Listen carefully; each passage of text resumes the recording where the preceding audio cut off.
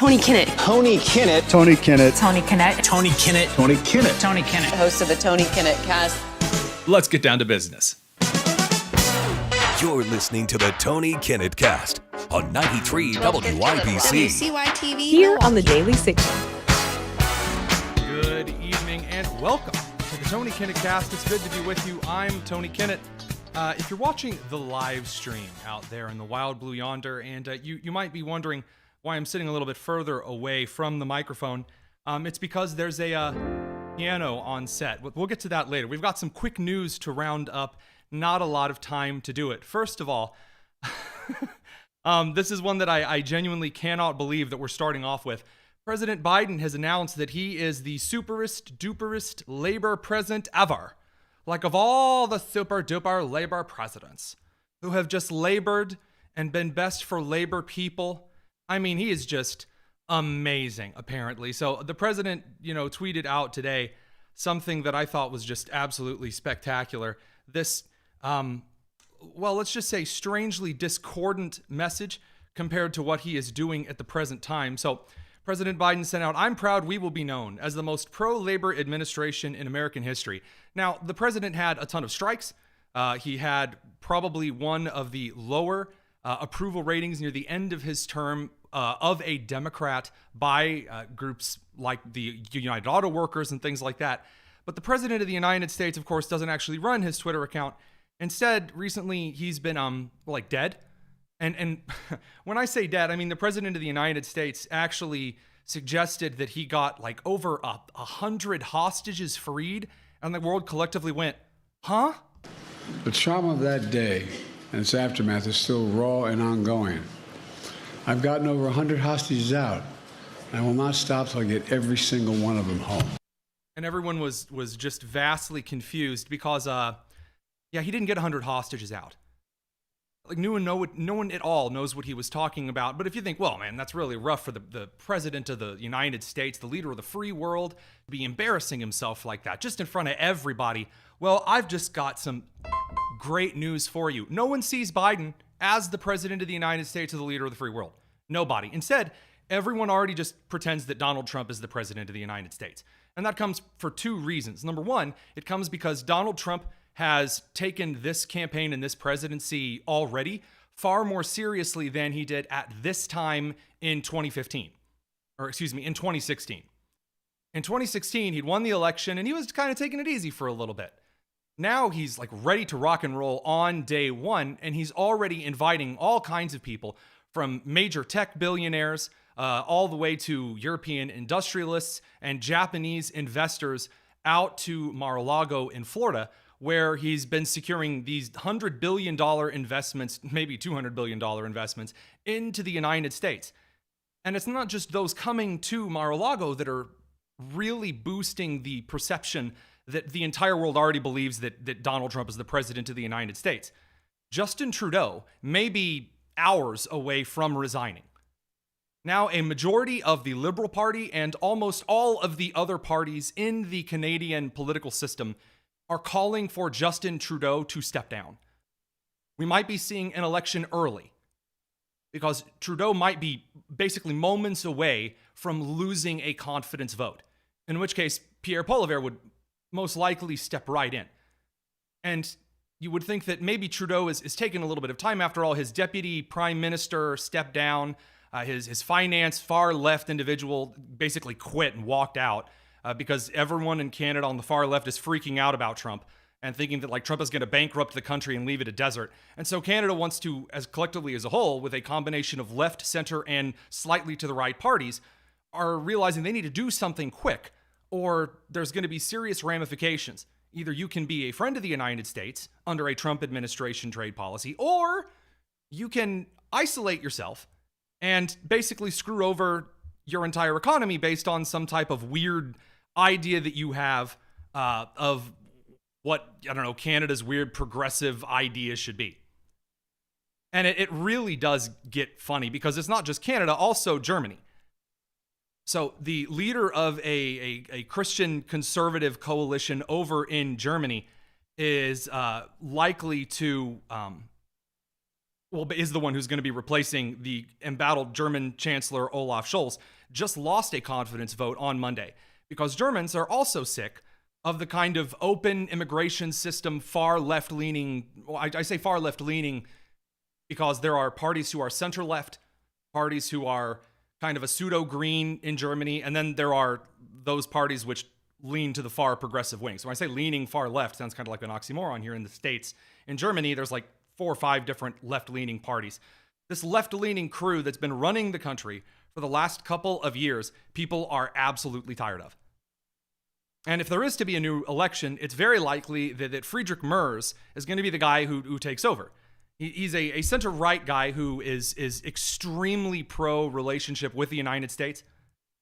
Now, while Scholz is kind of a center-left leaning, flirting with the far left, Merz is a representative of kind of a Christian-friendly Democratic Union Party, the center-right. So if that's the likely winner of the upcoming election on February 23rd, and then you have the Italian prime minister coming to the Trump inauguration, you had Japanese businessmen and members of kind of the elite class in Japan coming over and promising major investments. The entire world is preparing for a Trump administration, which might give a little bit of credence to the current going theory about the drone situation across the country. Several places in the United States are reporting these drones, and this comes in a variety of theories, some which are decent theories, some which are like really weird theories, like those who think that these are extraterrestrial, like super alien drones. No, I'm sorry, aliens don't follow the FAA rules. It looks like it could be either, again, the feds, or it could be a foreign actor. There is a House committee chair who has now suggested that that they're like Chinese spy drones. The reason that this might track as a good suggestion is because, number one, Beijing has been spying on America extensively throughout the Biden administration, and they're kind of trying to get all that they can before Trump takes office. They didn't end up taking Taiwan, like the world thought that they might have slipped in and done, and Trump is not going to be taking a soft approach on China. So if the big boys are back at the head of the class, then you kind of got to get all that you can do before class begins. And so there is some credence to that particular theory. In the meantime, Donald Trump is, in fact, setting the stage to make this, if not the most prosperous administration in some time, definitely the most entertaining administration that we've seen perhaps in history. And what I mean by this is has a little bit to do with Canada, of course. It is kind of funny that Donald Trump talking about Canada as though it were the 51st state, and Prime Minister Justin Trudeau as though he was the governor of said state. Definitely did a little bit of bullying towards getting Trudeau to the position that he's currently in. Now he's doing the same thing to Democratic senators who are not holding themselves well right now. Other than John Fetterman, really not a lot of decent leadership or intelligence going on the left side of the aisle in the United States Senate at the moment. We're going to talk about that because it has to do with the Washington Post and just Trump doing some stellar level trolling and his staff who are not taking the mainstream media seriously anymore because they don't deserve to be taken seriously at all. So we're going to talk about that a little bit later. But first, we have to talk about the latest thing that Trump is suggesting that Elon Musk and a lot of individuals in the United States have been calling for in the last couple of years, which is the abolition of daylight savings time. People are indeed tired of it because it isn't necessary anymore. Vehicles have headlights.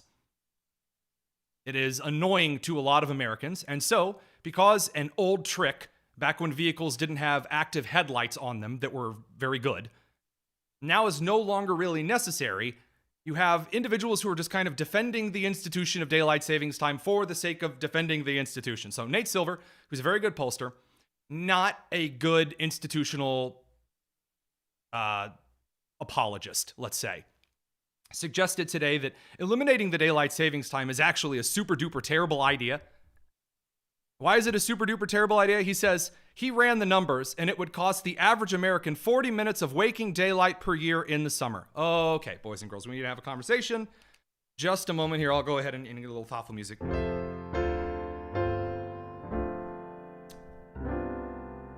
Daylight savings time does not reduce the number of hours in the day.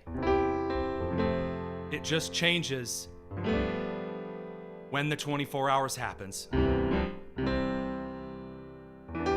If you want to get up when the sun is up, nobody's stopping you. In the winter, it gets pretty dark around 5 p.m. anyway. Daylight savings time sucks, and there's no reason to defend it. We're going to be back with a little bit of a wisdom from our favorite Kamala Harris. It's the Tony Kinnett Cast. The Tony Kinnett Cast on 93 WIBC.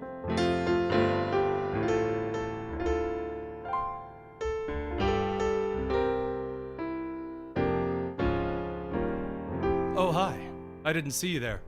Welcome back to a little wisdom of Kamala Harris. You see, Kamala Harris is one of those interesting folks in American politics. And this holiday season, I've asked the show's producers to come up with some of the most awkward and awful segments just for you.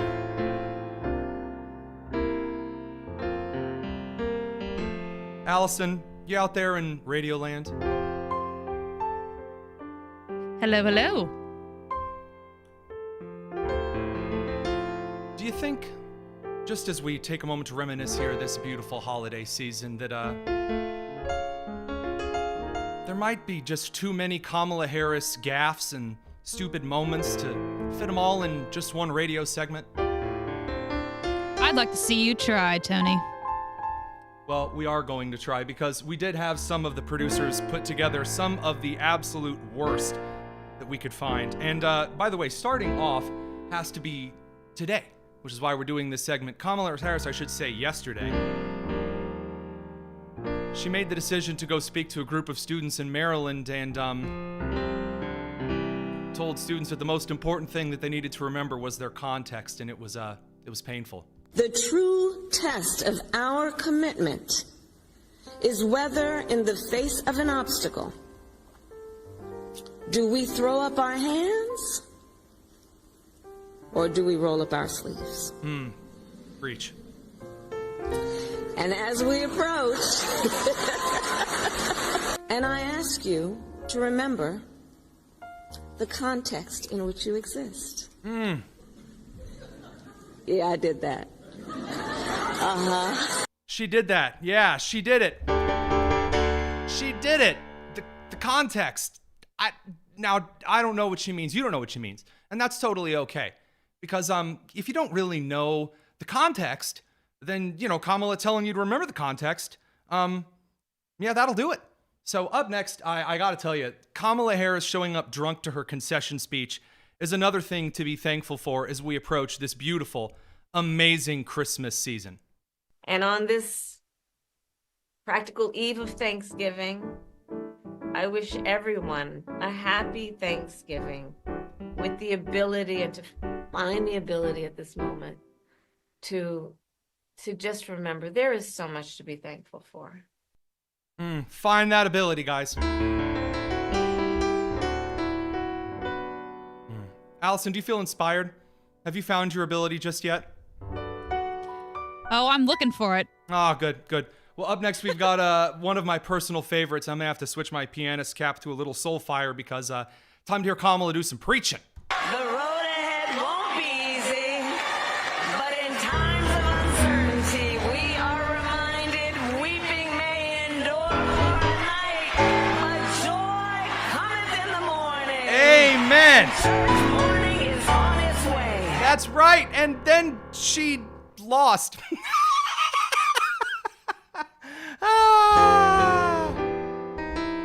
Oh, fantastic. Well, you're going to turn your eyes a little bit to the stars.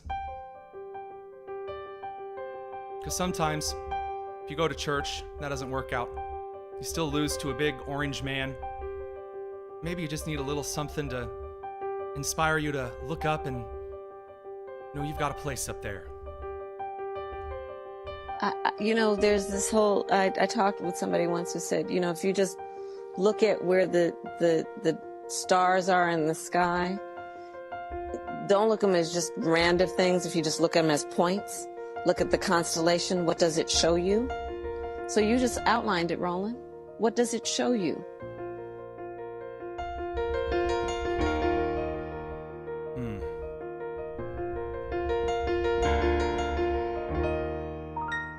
I gotta tell you, I definitely get why Tim Walz was doing the kicks. How can you not just explode in joy and amazement?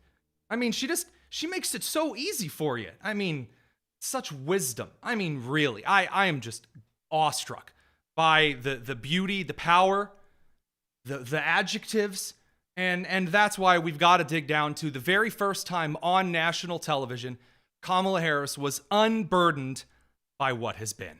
But do not be burdened by who has done what traditionally. Understanding that one should be unburdened by who has done what. Instead of understanding and thinking about things as they can be, unburdened in their mind by things as they've always been. I love it. I feel unburdened. And she never forgot such a thing. But it only got worse. I think of this moment as a moment that is about great momentum, inspired by, yes, optimism, inspired by a crisis, no doubt, but inspired by also our collective ability to see what can be unburdened by what has been. And that's critically important. It's critically important. That unburdenment can really, really set you up for success. We've got a few more here because it just touches you. Touches just right here. Michigan! Some of those are short and sweet. I too chant the names of states that I go to when I'm up on state. I just fantastic stuff. Do I see people testifying? Can I get a witness? Yeah. Can I get a wit? Allison, I don't know if you've ever been inspired. You ever been to a church service where somebody just asks for somebody to testify?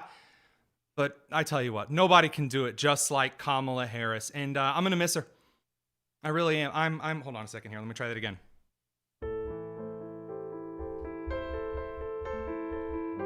I'm going to miss her, Allison. I'm still looking for my ability to be thankful. That's just because you need to be unburdened. You just got to be unburdened by what has been.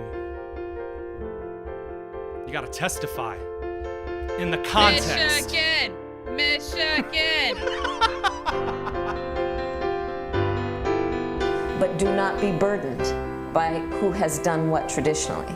Understanding that one should be unburdened by who has done what.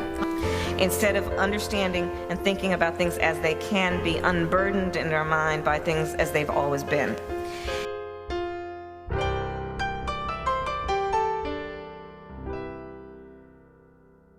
That is just some powerful, powerful stuff. We're going to come back in a second and talk a little bit about social media and the pearl clutching at the Washington Post. It's the Tony Kinnett Cast here at the Daily Signal, nationally syndicated and first on 93 WIBC.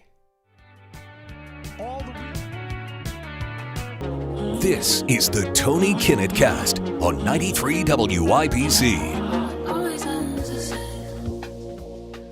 Welcome back to the Tony Kinnett Cast. It's good to be with you this fine, fine evening because people are melting down. And they're melting down everywhere. You're not really supposed to do a whole lot of melting down in December. It's supposed to be a time of joy and cheer and joyous cheer, the kind of joy that cometh in the morning. But we went ahead and put the piano away, so no more of that. The Washington Post is having a cow. Now, this is really funny because the Washington Post is in a very tumultuous time. For one, even the Washington Post has now admitted that the gender therapy hormones given to kids are incredibly harmful. Man, if only we would have known in advance, but I won't beat that dead non-binary horse. We'll move right along here. Because now the Washington Post is real grumpy. And they're very upset. Because Elizabeth Warren, she's got some suspicions. Now, you know Elizabeth Warren, one of the senators who's gained massive amounts of wealth in the United States Senate, suspected of doing a lot of insider trading and other rather suspicious stuff. Yeah. So she's really upset. Because after years of taking millions and millions and millions and being part of the party that takes billions and billions and billions from guys like Mark Zuckerberg and Jeff Bezos, and other billionaires out in the wild blue yonder, like teachers' unions, for example, as large donation agencies and PACs, and even through Act Blue, the Democrat donor organization, which basically laundered gift cards through foreign countries to donate foreign money illegally to Democrat campaigns. So Elizabeth Warren, she's decided that now that Elon Musk supports Donald Trump, that is it. That's the straw that's broken the camel's back, or whatever the stereotypical Native American version of that is. And so Elizabeth Warren, she says, you know what? Elon Musk should not be allowed to do the Department of Government Efficiency. How dare he? Pearl clutching ensues. Someone get this woman her Southern Baptist smelling salts. I'm talking church in Atlanta Sunday morning, did a little fainting. Elizabeth Warren, her stars, her word. She's got all of the things that she's clutching to her chest. Poor thing. She wrote a letter. That's right, a letter to Donald Trump, and said that Donald Trump actually has been showing, some conflict of interest with this Department of Government Efficiency by choosing Elon Musk. Now, I thought, by the way, just for a quick second here, weren't we just told that the Department of Government Efficiency wasn't a real government agency, so it didn't matter? It was just an advisory council? Like when you bring the Trevor Project to testify on trans stuff, and they make stuff up, maybe, hey, that's a left-wing group. Wait, you can't have groups other than on the left? Hey, hang on a second here, folks. We're going to have to pause that drive-through order. She reached out and wrote a very angry letter in her flowery Harvard law prose and accused Trump of conflict of interest. So Donald Trump's staff, who's just having none of the nonsense, responded back. And they responded back by calling her Carolyn Levitt said, President Trump has assembled the most impressive and qualified team of innovators, entrepreneurs, and geniuses to advise and staff our government. Levitt said in a statement. By the way, Elon Musk absolutely qualifies for that. You don't start companies that build rockets getting caught by toothpicks and not qualify for the genius entrepreneur innovator category. So then Levitt continued, Pocahontas can play political games and send toothless letters. But the Trump-Vance transition will continue to be held to the highest ethical and legal standards possible, a standard unfamiliar to a career politician whose societal impact is 1/1024th of Elon Musk's. I cannot wait for this administration. It is going to be the most entertaining thing in American politics to have happened in the last 50 years and to happen probably in the next 50 years. I am so excited for that. Why? Because Trump and his team do not give a single flip of a wooden nickel. Not one flip was given that day.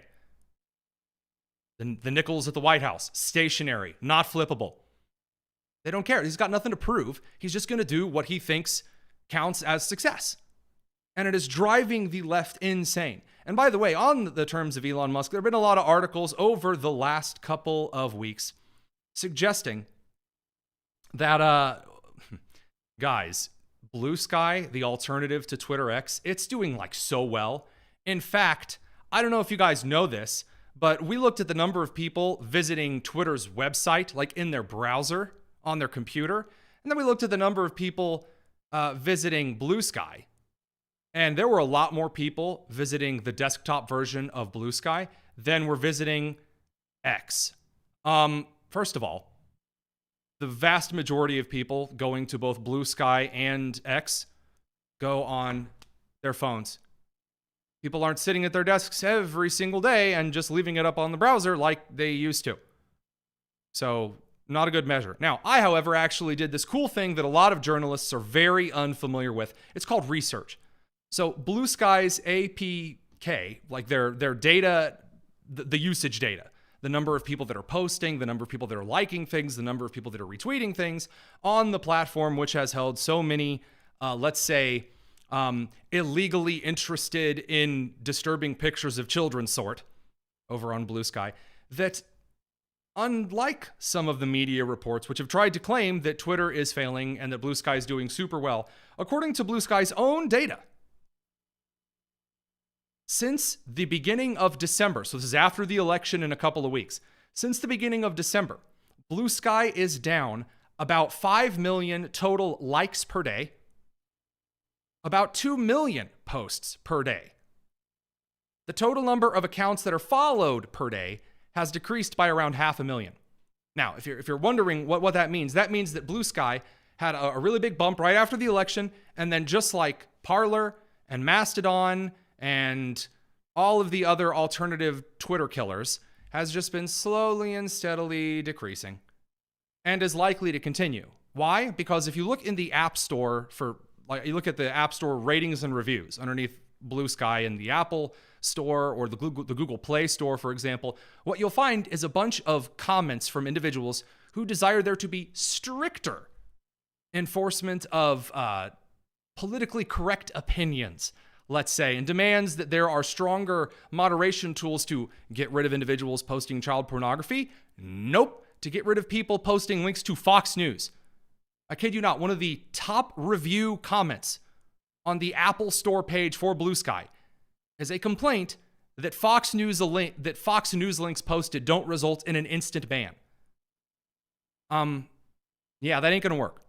That isn't gonna work. Twitter is still doing things that are better than Blue Sky, and this is driving the left crazy because we are seeing consistently that MSNBC ratings, CNN ratings, as well as website viewership of sites like Bloomberg, HuffPost and Vox, VOX, as well as the New Republic, are continually decreasing. The left is losing their hold on the media ecosystem as, like ABC News, they continue to go out there and just throw out false statements and think there's not going to be any comeuppance for this. After all, we rule the roost. Who's going to stop us? And it turns out that when you play stupid games and you ruin your reputation, people don't come swarming back just because you announce with a really shiny edifice that you are the holder of truth. Oh, there's a big surprise. That's an incredible. I think I'm going to have a heart attack and die from that surprise. So some of the other social media points that I just want to hit real quick here is that as far as international concern, so the left was throwing a huge party, a huge, excited fun fest because they thought that they were going to get Twitter X banned in places like Brazil and Ireland and other countries around the world that were friendly to a left-leaning, let's say, political viewpoint of censorship ideology. And the Irish courts have now granted X the ability to basically file consistent motions to keep X out and available in Ireland. The same thing is happening down in Brazil. So even in left-wing friendly and very to the left-wing administrations and governments around the world, X still reigns as the number one social media application. And it's, again, as I've said before on the show, it's going to continue until someone does something better than X does. Blue Sky, absolutely not. Do they have the opportunity to do some things better than X? Sure, they had the opportunity. They blew it immediately. Immediately. And that is one of the reasons why the numbers are continuing to decrease. As for TikTok, ByteDance, the company that owns TikTok and works directly with the government of China, which is illegal. You can't just basically work on behalf of an influential foreign power trying to wreak havoc in the United States. ByteDance has filed an emergency motion with the Supreme Court begging them, oh, please don't make us cut our ties with the Communist Chinese Party. And by the way, that's what they're complaining. If the company ByteDance just divests from China and becomes its own American company, they can stay. TikTok can totally stay up. But they do not want to give up, or should I say Beijing does not want to give up its backdoor into millions of American devices. And so they're throwing a fit. Now, the unfortunate part for them is that Amy Coney Barrett, Clarence Thomas have fire burning behind their eyeballs whenever it comes to the Chinese Communist Party. And no matter how hard Ketanji Brown Jackson gets out and stars in LGBTQ sequels to Romeo and Juliet on Broadway, that ain't happening. I'm sorry. And I'm afraid that perhaps one should have put an individual who's better at arguing on the Supreme Court than the wannabe Broadway star and the wise Latina woman. Kind of a pro tip for next time, maybe appoint the individual who actually has, a little bit of sense on the Supreme Court not the Broadway star or someone that you're appointing because of characteristics that mean, absolutely nothing in a world of skill and wisdom. So up next, we're going to hit a little bit of the unnecessary takes. So I know that producer Allison is just excited on the edge of her seat. We'll hit that in just a second. It's the Tony Kinnett Cast here on the Daily Signal. Be back in just a second. It's the Tony Kinnett Cast on 93 WIPC. Oh, it is time. It is time for one of the most unnecessary yet deeply necessary hot takes that I have to deliver, Allison. I think this is going to be one that you are going to wholeheartedly agree with. I'm tired of sales. Now let me explain before you all get out your pitchforks. I grew up in the Midwest. Allison, have you ever shopped the Kohl's season sales? Oh, yes. I am all too familiar with Kohl's Cash. Okay. Back in the day, my favorite thing to do around the Thanksgiving into Christmas season, I used to go Black Friday shopping every single year. And I enjoyed it. I was more of a people watcher for the Black Friday. Now, there were a couple of deals, but these were like 70%, 80%, 90% off mega deals. These were worth getting in a fist fight with the suburban mom 3 doors down for. This was worth decking your second grade teacher over so you could get that amazing 80% off TV. Now, you look at it, so the data is just now coming out about the sales figures this year. This is according to Consumer Choice. There were fewer deals this year by far in gross percentage, like the average percentage of how much things were off, than in any year before that we've recorded kind of modern sales figures. In electronics, just 6 years ago, the average electronic discount during Christmas season was 52% off. Now, are you ready for this, Allison? The average deal that's like advertised for an electronic on the air, on the internet, 17% off. 17. Oh. They expect you to go crazy over 17% off. Girl, I won't even go to a different gas station for 17% off. You feel me? This is ridiculous. Out here pretending that these are big, huge sales that we all need to get out and head to the store for. Absolutely not. I'm tired of these sales. These aren't sales. There's nothing special about this kind of economic incentive. That is baloney. Just sell it at regular price. And another thing. Well, it probably is regular price. They've probably hiked it up and then said it's 17% off when really it's just the original price. That's my idea. Straight from the Amazon warehouse with that one. And that brings us to our last one. We got to talk about the length of coupons. We got to talk about this. Is ridiculous. Okay, so Home Depot. I've absolutely had it. I'm absolutely done with Home Depot. I've closed out. I had a Home Depot card. Really used to love Home Depot. That was my preference. Lowe's, to the dogs. Home Depot. I can't stand the quality of goods at Menards. Menards is where you want to go if it breaks in 3.5 minutes. But Home Depot is where I went. Now, probably going to end up shopping at kind of the local Ace stores because Home Depot sends out coupons. Home Depot has a minimum limit. You have to, so first of all, they limit the kinds of items that you can spend the coupon on. Hallmark stores are notorious for this. They'll be like 30% off in store, but you can't use it on any of the stuff that's like the Hallmark brand. And it's like, you're Hallmark. Or like Under Armour, you'll get like to an outlet mall. You'll be like, oh, you can come in 40% off everything in store that is labeled socks. You're like, what is this coupon? Who is releasing this and is like, yeah, that'll get them in? That's ridiculous. Home Depot makes you spend, not only can you not spend the Home Depot discount on certain items in the store, you have to have like a $200 minimum for the 10% off coupon to apply at Home Depot, which is just like, come on, at that point, just don't even send it out. There is a week and a half, it's like a 10-day window to use this coupon. 10-day why are you wasting? It's like getting political mailers. Like, why is this filling my inbox? Do you understand why I'm upset about this kind of nonsense? Oh, yeah. And I mean, if anyone has gone to CVS in the last decade, they understand how incredibly hilariously long those receipts are. with all of the quote unquote coupons at the end. Oh, I mean that's going to be another episode rant on just hot takes on incredibly stupid things. The coupons that they give you are for items that no one in their right mind would ever purchase. Coupons are supposed to be rare, moderate discounts on items that people get semi-frequently. Not rarely. They're like, hey, we've got a special deal. 2.5 cents off. Special jars of nutritional yeast vinegar. You can spread it on toast. And you're like, what? Why? Who's getting this? I don't understand it. And it's like, why are you wasting the paper on this? I think, like, hey, coupon on diapers. Awesome. Parent, great. Coupon on diapers, easy to go. Apply the discount, something people need.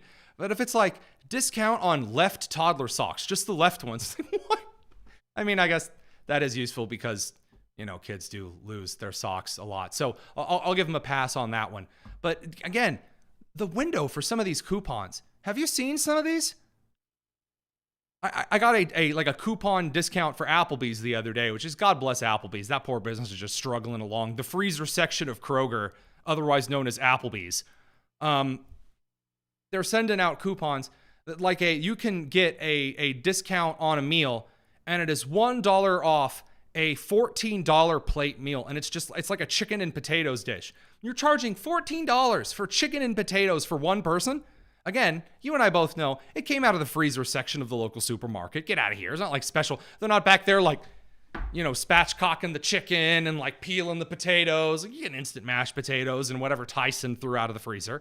And they're acting like $1 off a $14 meal. It's insulting. Expect me to get all Also, you have to use it in the next 14 minutes. All right. Come on, kids. All right, everybody. Come on. Hey. Yeah, come on. Let's go. It's Applebee's time. I've got a $1 coupon off on chicken tenders and mashed potatoes that I can stick in the air fryer.